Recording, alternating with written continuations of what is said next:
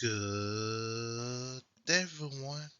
In this video, we are all about inverse functions.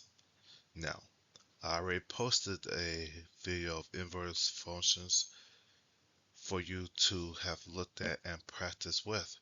Because as I tell you, although we are on break, you're still responsible for knowing the inverse functions. Alright. Yep, just like in this presentation, inverse functions. Alright. Most of the stuff that we're going to cover, we already did, talked about, and you already know what's up. So remember, a function has parts and rules. It has three parts: the input, which is the value chosen, the relationship, the operation that you have done, and then the output, which is the answer. It must work for every possible input value, and it has one relationship for each input value. So A through C were parts, D and E are rules. So pay close attention to that. So I'm gonna highlight stuff for you before we continue. So I'm gonna use the yellow, D and E. And I'm sorry about my bad aim. D and E are the rules. A, B, and C are just the parts. Now, moving on.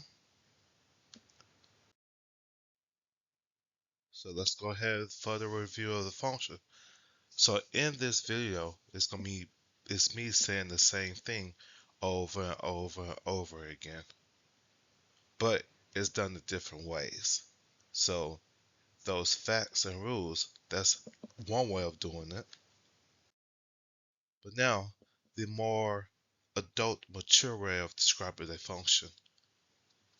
A function relates to each element of a set with exactly one element of another set, possibly of the same set.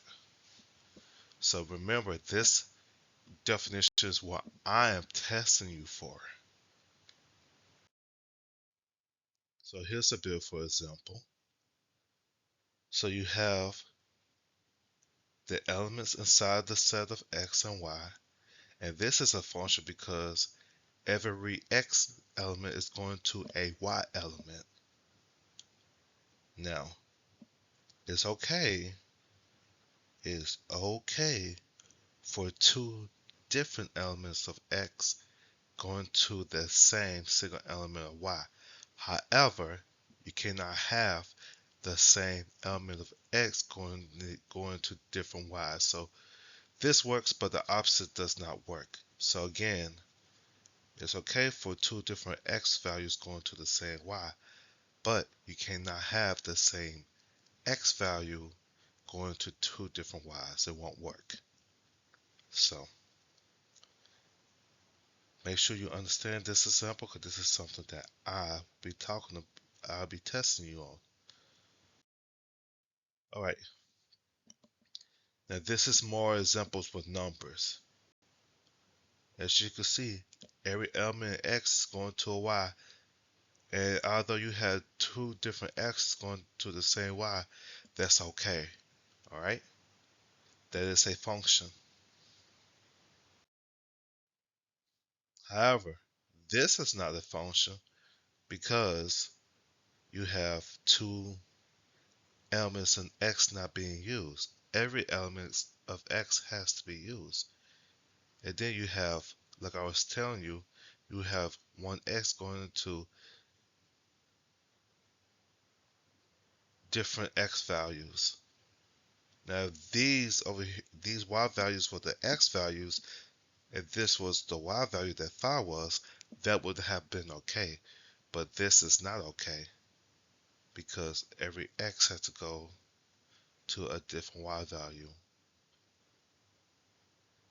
Okay, every x value has to go to a different y value. right?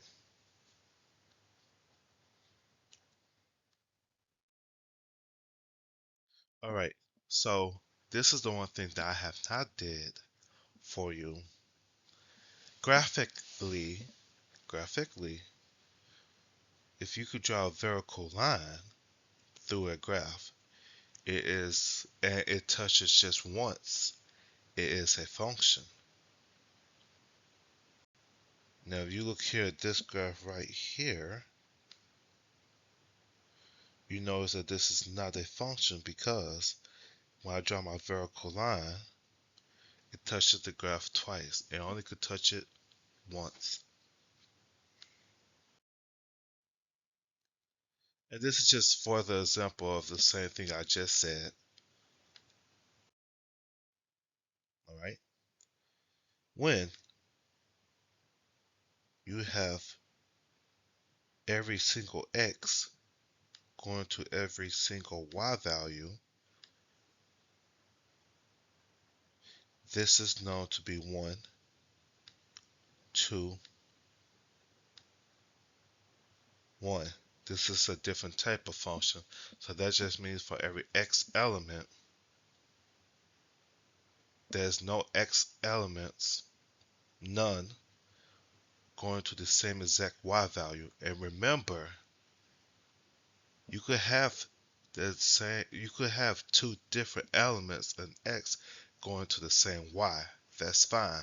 However, you cannot have a single x element going to the same exact y, going to multiple y values. You can't have that.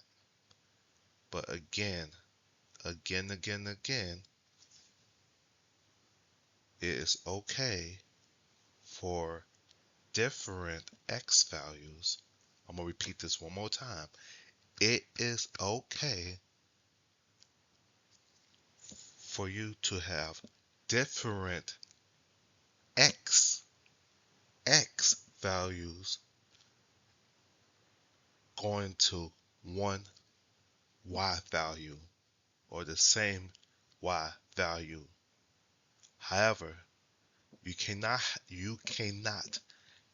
have a single x value going to multiple y values. You cannot. You could go back to the video, you could look at that example I showed you, and you can see it for yourself. But to this graph, you have 1x, 1y, 1x, 1y. This is a ejective function. Remember, ejective is just 1 to 1.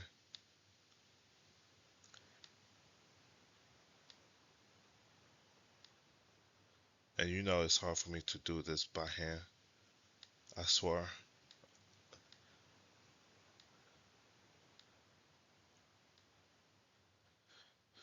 If y'all want to see the word injector, just go back to the previous video. I'm not doing that. But again, 1x, 1y, 1x, 1y is called the ejective function, or 1, 2, 1.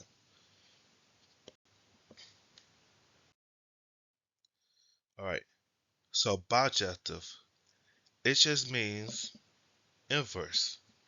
So that means that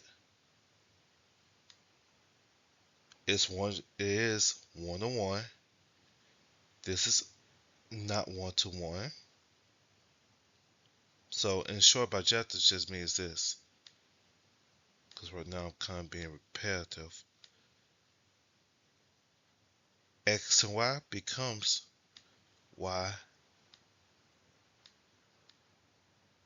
and X.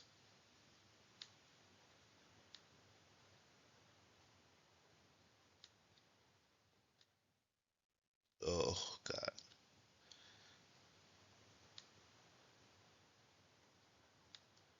Alright, just that.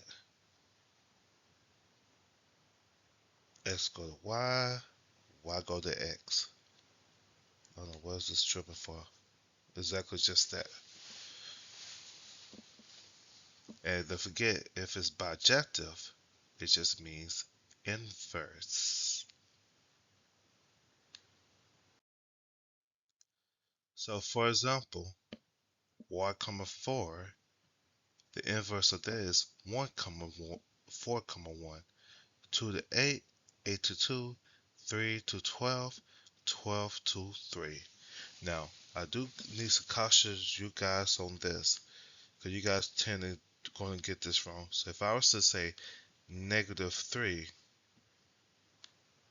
comma 5 for my coordinate of x and y, the inverse of this is going to be 5 comma negative 3. The negative sign stay the same. Nothing changes, just the numbers move around. Again, the signs do not change. So I need for you guys to keep that in mind.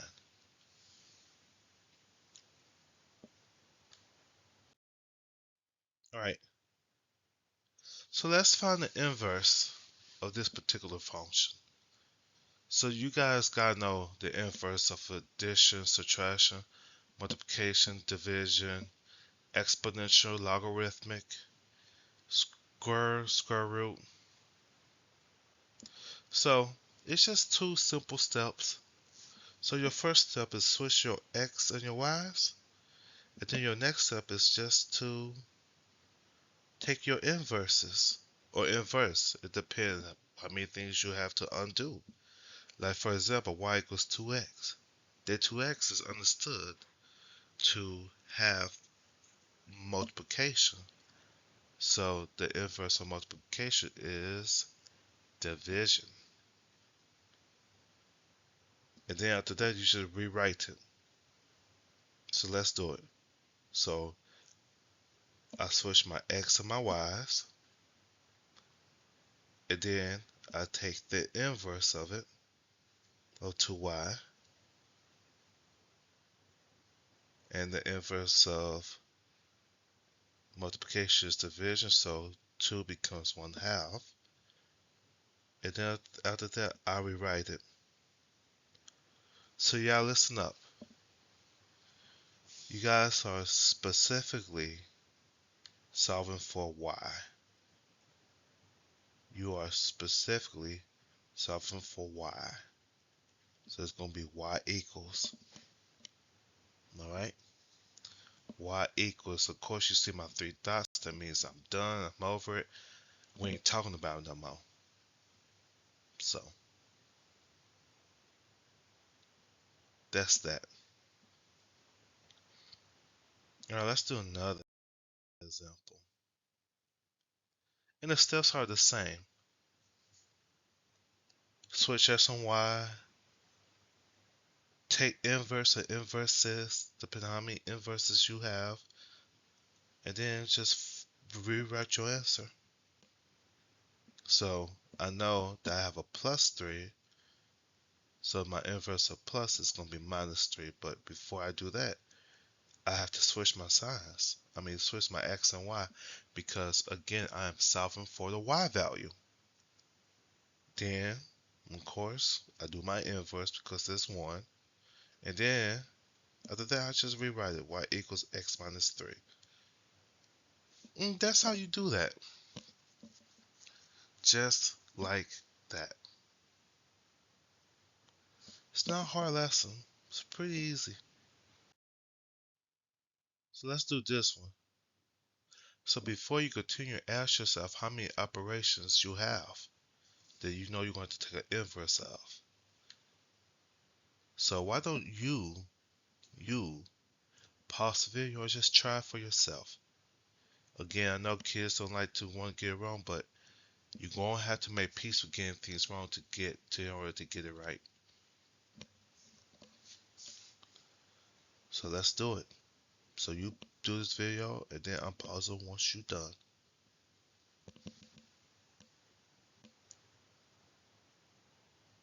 Alright, welcome back. I have taken it that you have did this problem by yourself. You tried it, and it's okay to make mistakes. Now remember, it is pointless for you to just copy exactly what the video is telling you and not trying to do this on your own, because when you take my test, you have to know exactly how to do it. So switch x and y, and then take my inverse or inverses and rewrite my final answer. So I switch my x and my y's.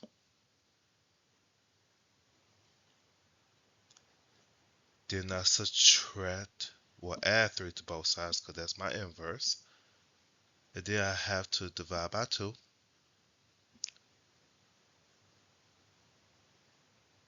And that's my answer.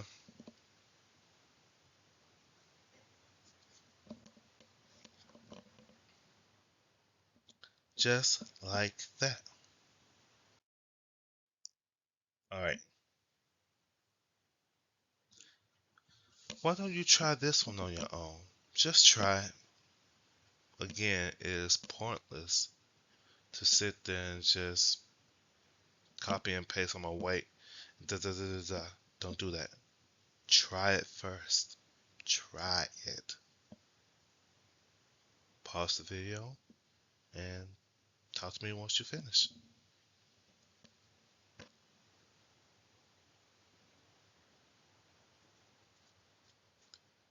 Welcome back. I trust that you have paused the video and attempted this problem. So the steps are still the same. Now this is a little now this problem in itself is a little challenging because you're gonna see at the end. So of course we switch our x and our y's. Now here, I don't like dealing with rational numbers, so what I try to do is multiply by the denominator. When you do that, that's gonna do something wonderful for you. And when you do that, your fraction has canceled out. So it's negative 3y equals 1x minus 3. Guys, don't forget, 1x is just x. So I know you guys like to freak out behind that 1, but when you see 1 attached to a variable, just rewrite it as the variable by itself and get rid of the 1, because it's the same thing. Next step.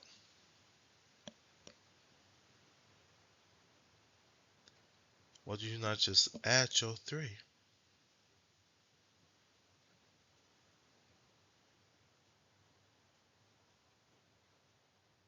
Oh no, I'm just being repetitive here. No. But you do have to add your 3, so I did add it. Good job. Now, I know I forgot to rewrite it in my final answer, but this is step 3.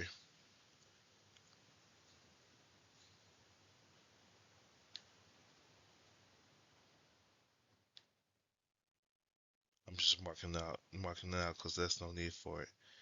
This is your answer. Oh, I see. X equals negative 3y minus 3. So let me erase this line. So here, you could just rewrite it in order. So this is good right here. So you could say x equals negative 3y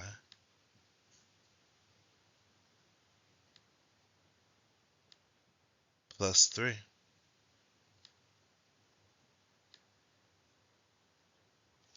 There. And you are done. Now, I was telling you about the trick in terms of the negative sign. Because I know you guys see, oh, well, that's negative, so I got to make it positive. But remember, the multiplicative inverse of negative 1/3 is just 3. Negative 3. That is just the multiplicative inverse work. So if you try to get rid of the negative sign and turn it to a positive, you're doing your additive inverse, which that's not the case. So when you see a rational number, when you take an inverse of the rational number, the sign stays the same no matter what. So you say negative 1/10. Well, the multiplicative inverse of that is just negative 10. If I say take the inverse of negative, the multiplicative inverse of negative 200, well, the multiplicative of that is going to be 1 over negative 200. So we could talk more about this if we need to. If we need to discuss this multiplicative inverses and the negatives, we will talk about that some more, alright? Alright. This should help you prepare for your test. On